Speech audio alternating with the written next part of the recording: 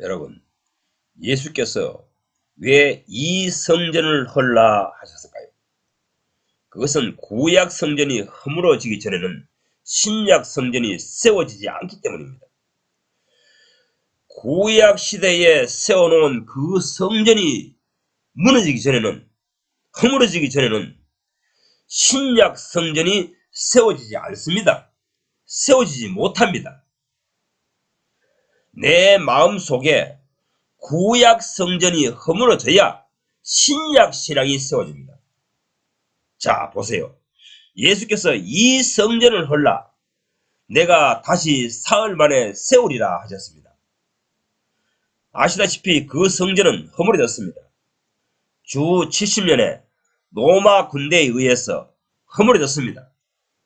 유대인들이 수천 년 동안 애지중지하던 그 성전이 무너지고 말았습니다. 구약 시대의 신앙의 근간이 되던 그 예루살렘 성전이 한순간에 허물어지고 말았습니다. 이 지구상에서 영원히 삭제되고 말았습니다. 그러면 예수께서 이 성전을 헐라 다시 사흘 만에 세우리라 가르하셨는데 그 약속이 지켜졌습니까? 허물어졌는데 허물리라 하셨는데 허물면 다시 세우리라 하셨는데 다시 세워졌습니까?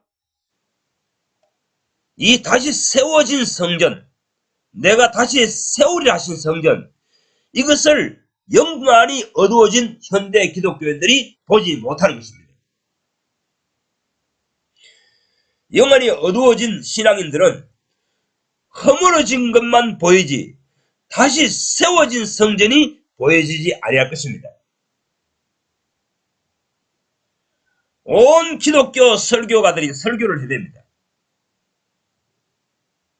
예수께서 이 성전을 헐라 하시고 그 주님께서 공언한 대로 로마 군병들이 예루살렘에 몰려와서 그 헤롯 성전을 허물어 버렸다.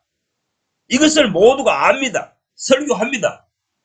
그런데 그 다음 약속, 허물어지면 다시 세우리라 하신 그 약속은 어떻게 진행되어 왔는지, 어떻게 진행되었는지, 어떻게 실상이 이루어졌는지 아무도 깨우쳐주지 않습니다. 설교하지 않습니다. 왜 이렇게 실체를 파악하지 못하겠습니까? 왜 그렇게 되어버렸습니까? 왜 모든 기독교 설교자들이 이 사실에 침묵하고 있습니까? 말해내지 못하고 있습니까? 깨우쳐주지 못하고 있습니까? 그것은 예수께서 살짝 이 성전이라는 명칭을 바꾸어 일으키고 계시기 때문입니다. 성전이라는 명칭을 살짝 바꾸어서 일으키고 계시기 때문에 오늘날 기독교 설교가들이 눈치채지를 못하고 있는 것입니다. 마태복음 16장 18절 내가 내 교회를 세우리니 하십니다. 이 성전을 헐라 내가 다시 세우리라 하셨던 예수님이 살짝 이름만 바꾸어서 사용하신 겁니다. 성전을 헐라 하시던 주님께서 다음에 내 교회를 세우라, 내 교회를 세우리라 이렇게 선언하신 것입니다. 구약 시대의 성전의 기능과 역할이 신약 시대의 교회로 이전되었습니다. 이 사실을 영안이 활짝 열려서 보아야 됩니다. 마음눈이 밝아져서 알아야 됩니다. 구약 시대의 성전이 신약 시대 때 교회가 되었다는 사실입니다. 구약 시대의 성전의 기능과 역할과 사명이 신약 시대의 교회가 감당한다는 사실, 이 사실이 밝아져야 됩니다. 그래야 성령의 뜻하심에 순응하는 생애를 이루어야 됩니다.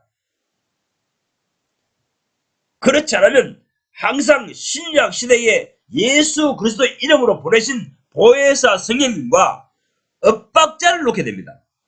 어긋난 길을 가게 됩니다. 성령께서는 이리로 가자, 이런 인생을 살자 하시는데 그는 항상 거부합니다. 거역합니다. 반대길로 갑니다. 거의 모든 이 시대의 크리스찬들이 이 사실을 모르기에 예수님께서 보내신 보혜사 성령께서 하시고자 하는 일에 엇박자를 놓습니다. 이리로 가자, 이 일을 하자 하는데 엉뚱한 일을 열심히 몰입합니다.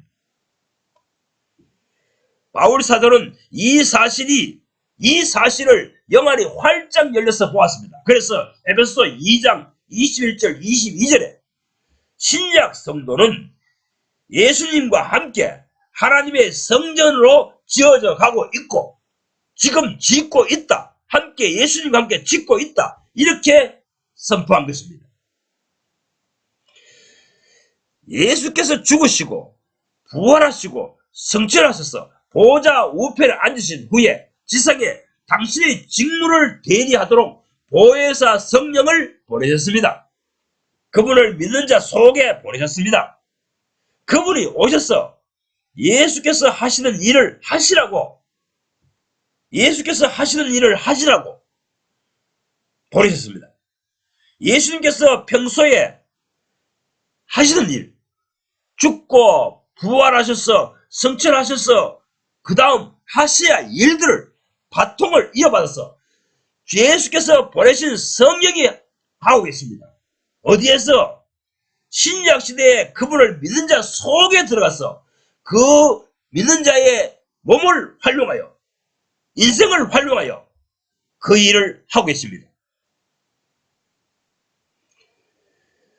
이 성전을 헐라 하시고 다시 이 성전을 다시 일으키리라 하시던 그 선언을 수행하고 계시다는 것입니다.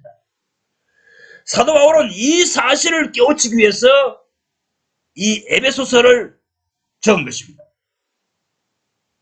에베소 1장 18절 너희 마음 눈을 밝히사 무엇이며 무엇인지를 알게 하시기를 축원하노라 합니다.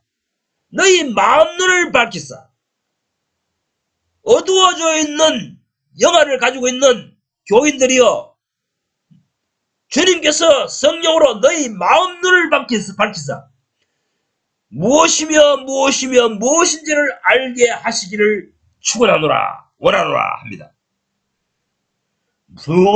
무엇을 알기를 원합니까? 교회입니다. 교회의 머리가 되신 그리스도라는 겁니다. 교회의 머리가 되신 그리스도. 또한 교회는 그의 몸이다. 이 사실을 알기를 기도한다는 것입니다. 어제 어떤 목사가 성경에는 우주적인 교회 없다라고 설교했답니다. 바보 같은 성경 교사입니다. 영안이 열리지 아니한 설교자입니다.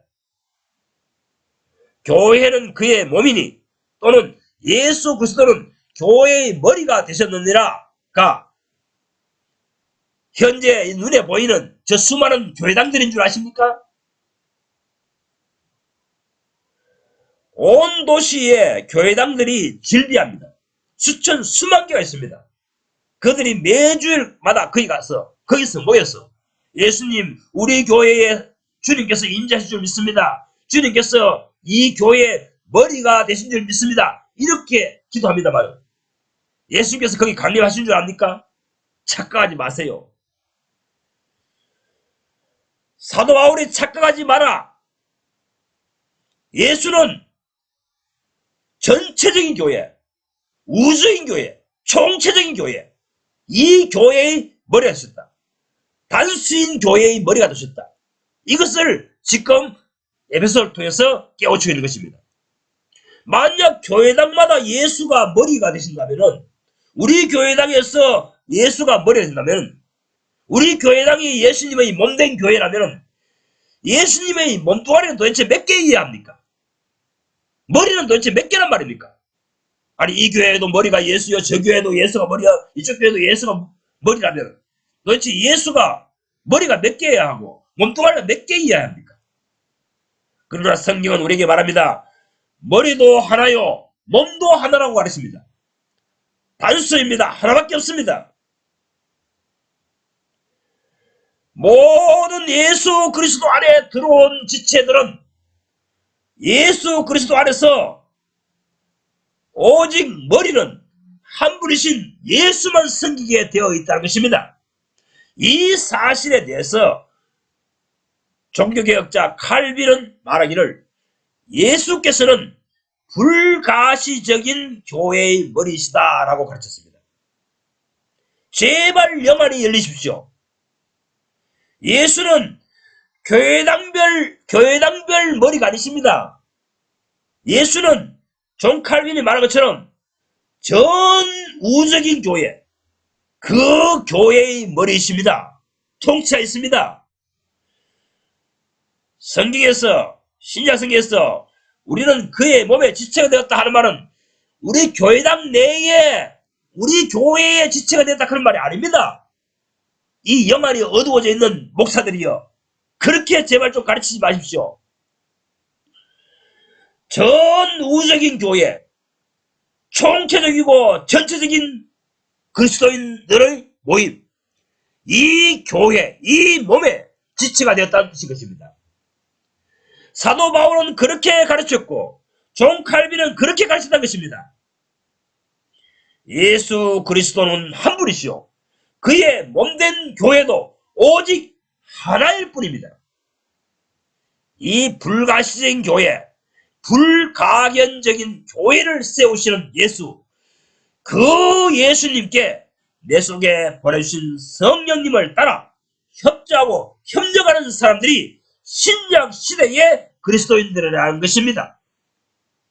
신약 시대의 그리스도인들은 예수 그리스도, 예수님과 함께 이 불가시적인 교회, 영원한 교회, 우주적인 교회, 총체적인 교회를 세우는데 협력하고 봉사하고 헌신하는 사람들입니다. 이들이 예수 따라 사는 사람들입니다. 이들이 예수 그리스도 안에 있는 자들입니다. 제발 예수 그리스도 밖에서 생활하지 마시고 예수 그리스도 임재 안으로 들어오십시오.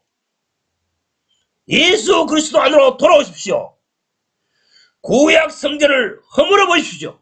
내 마음속에서 구약 성전을 허물어 버리십시오.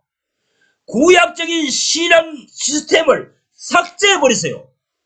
구약이 끝나야 신약이 옵니다. 구약이 끝나야 신약 신앙이 내 속에서 세워집니다. 구약 신앙 시스템을 제거해야 내 속에 신약 신앙이 이루어집니다.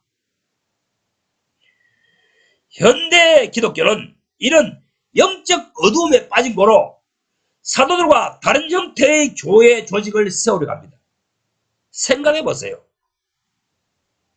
사도들이 전도를 하여 교회를 세우려고 이 지방 저 지방을 가면 이 시대 목사들처럼 어디 교회당 할 건물 없나 하여서 몰세 가다가 교회당 건물을 하나 세워둬 가지고 그 안에다가 그럴듯하게 분위기를 그럴듯하게 차려놓고 그러놓고 사람들을 끌어모으겠습니까? 아닙니다. 그렇게 하면 신약 시대에 예수께서 내 교회를 세우리라 하신 취지와 목적에 어긋나 버립니다.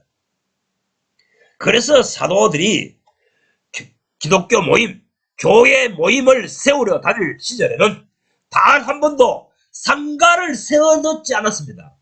상가를 세워놓으러 다니지 않았어요. 오직 자기들이 머무를 셋집만 얻었을 뿐입니다. 그래서 신약 성경에는 집에서 모이는 교회라는 표현이 나옵니다. 성도들의 집에서 모이는 모임, 사도들이 집에서 모이는 교회, 이런 표현이 나온다는 것입니다. 교회당 건물에서 모이는 교회라는 표현이 없습니다. 교회당이라고 하든 예배당이라고 하든 집회 장소라고 하든 성전이라고 하든 종교행위만을 하기 위하여 종교행위를 위한 고유 목적으로 건물을 세웠거나 짓는 순간 그 교회는 서서히 타락해 갑니다. 왜? 성령이 그곳에 임재하시지 않기 때문인 것입니다. 신약 시대에 오신 예수 그리스도의 영은 거기서 떠납니다. 그 회중에게 신약의 성령은 임재하시지 않습니다. 성령이 임하시지 않습니다.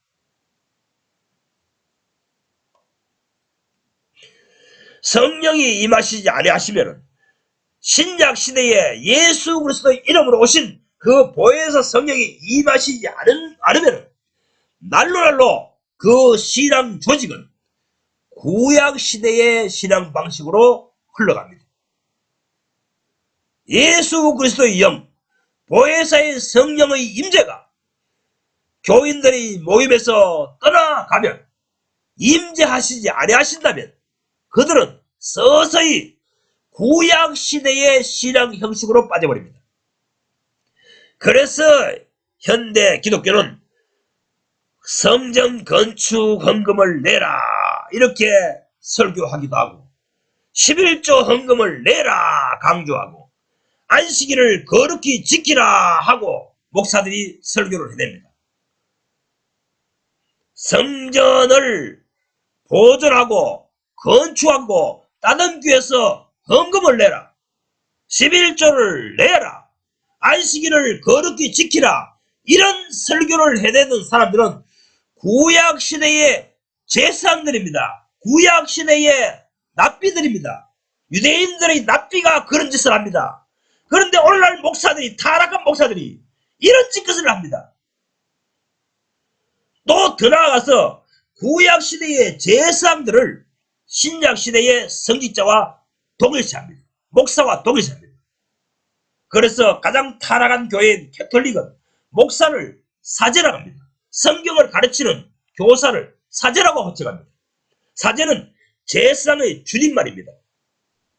또 예배 장소를 성당이라 합니다. 성당에는 집당자 아닙니까? 거룩한 성전. 성전이라는 말을 현대말로 성당이라고 하는 것입니다.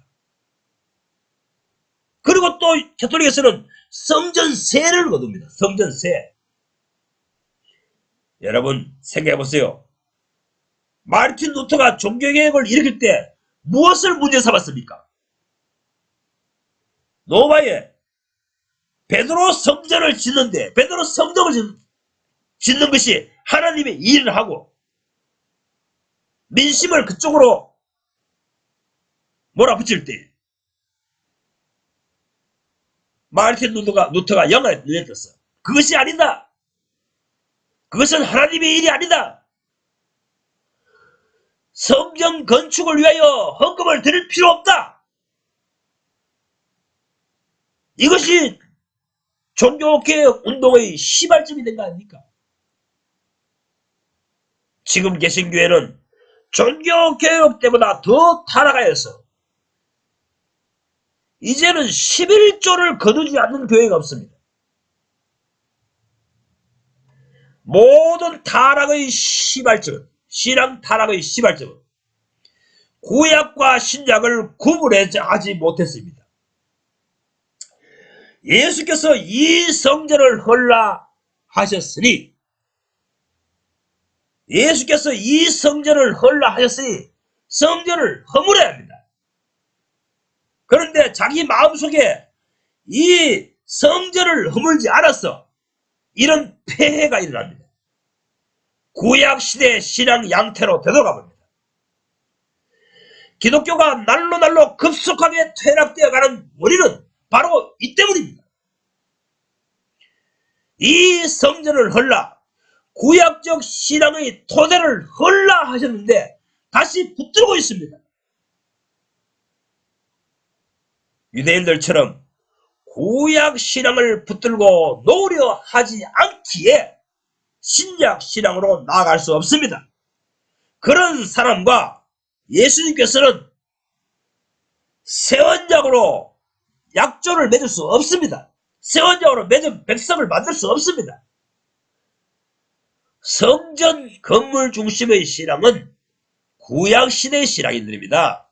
그들은 성전과 안식일과 11조의 제사의, 구약 제사의 중심으로 신앙하는 사람들입니다. 그것이 그들의 신앙의 토대입니다. 그런 신앙인을 데리고 주님께서 새 약조를 하지 않습니다. 새 언약을 맺지 않습니다. 말라기서를 읽어보세요. 그 모든 구약 신앙을 깨끗이 청소하여야 메시아가 그 영혼 속에 임하리라 하십니다. 구약은 눈에 보이는 건물 중심의 신앙이요, 신약은 불가시적인 신앙입니다. 믿음으로 살아가는 신앙입니다. 이제 예수 그리스도는 영입니다. 고린도후서 3장 17절. 지금 주님은 영이시다 합니다. Now the Lord is Spirit입니다. 건물 중심의 신앙을 철회해야 됩니다. 육신의 눈에 보이는 어떤 가시적인 것을 붙들고 그것을 중심으로 하는 신앙을 삭제해버려야 합니다. 건물을 지어놓고 성전이라고 하며 여기서 모여 예배를 드리자, 여기서 모여서 헌신을 하자, 여기서 모여서 찬양을 하자, 이런 신앙 행위를 멈춰야 합니다. 제거해야 됩니다. 회개해야 됩니다. 삭제해야 됩니다. 그러지 아니하면 언제 어디서나 함께 하시는 주님을 경험할 수 없습니다. 유대인들은 토요일 아침이 되면 성전에 계신 주님을 주목하며 예배합니다. 하루 종일 경건한 마음으로 예배 생활합니다.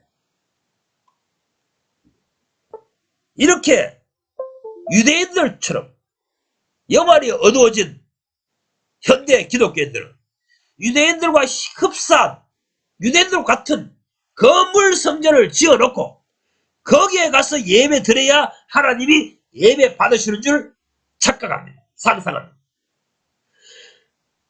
유대인들처럼 그럴듯한 건물 성전을 지어놓고 거기에 가서 예배를 드려야 주님께서 예배를 받으실 줄 상상합니다. 그래서 한국 기독교는 주일 아침이 되면 자기 자신과 아이들을 옷을 곱게 차려입고 오늘 하나님 만나러 가자 이렇게 합니다. 아니, 하나님이 그 교회당에 있습니까? 하나님이 내 속에 있어야 합니다. 내 속에 계시는 하나님을, 내 속에 계시는 성자 예수님을, 내 속에서 운행하시는 성령님을 섬겨야 합니다. 안에 계신 하나님을 밖에 모셔두고 섬기려 하는 사람들, 안에 계신 하나님을 밖에 계신 하나님으로 연상하며 섬기는 사람들, 그 사람들이 구약적 신앙인들입니다. 신약 신앙은 내 속에 오신 예수, 내 속에 오신 그리스도를 주목합니다. 그런 신앙에 숙련되어 있습니다. 내 속에 오신 예수 그리스도와 함께 살아가는 방법을 터득한 신앙인들이 신약 시대의 그리스도인들입니다. 저는 이 사실을 일반 기독교에서, 현대 기독교에서 배우지 못했습니다. 현대 기독교에서 이런 신앙을 가르쳐주지 않습니다. 그러다 보니 항상 신앙생활이 이원화되어 있었습니다. 이원화되어 있습니다. 예배당 안에서 예배 드릴 때는 주님께 마음과 전심을 몰입합니다. 그러나 예배당에 나와서 집에 가면 딴판인 모습이 나타납니다. 이것이 구약시대 신앙인들입니다. 전형적인 유대인들의 신앙 양상입니다. 양태입니다. 오늘날 현대교인들은 그렇습니다. 교회당 안에 있을 때는 다 신자처럼 보입니다. 다 경건한 사람처럼 보입니다.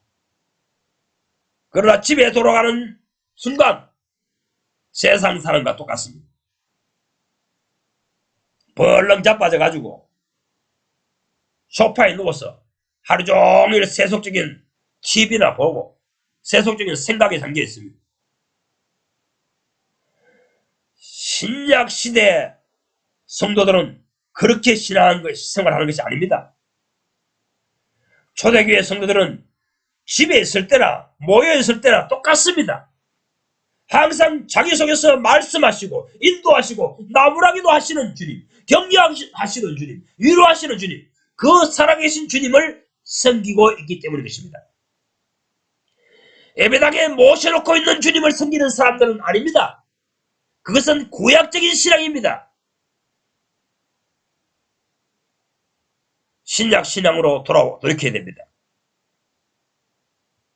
그런 구약 시대의 신앙 방식으로 평생토록 할지라도 나와 항상 동행하시고 나와 항상 함께 하시는 주님을 경험할 수 없습니다. 사도 바울은 골로새서 1장 29절에 말하기를 내 속에서 역동하시는 주님, 파워풀하게 움직이시는 주님, 그 살아계신 주님을 섬긴다. 그 주님을 따라서 전심전력을 다하여 주님을 섬기도록 이렇게 말합니다. 사도 바울과 같은 신약 신앙으로 배워야 합니다. 구약 신앙을 가르치는 현대 교회 목사들에게서 가르침을 받지 마십시오. 그들의 가르침을 거부하십시오. 언제 어디서나 주님과 동행하는 신약 시대 그리스도인처럼 신앙하는 사람이 되십시오. 그렇게 되려면 성전을 허물러야 합니다. 구약 시대의 신앙 양상, 양태, 방식을 내 속에서 허물어야 합니다. 삭제시켜야 합니다.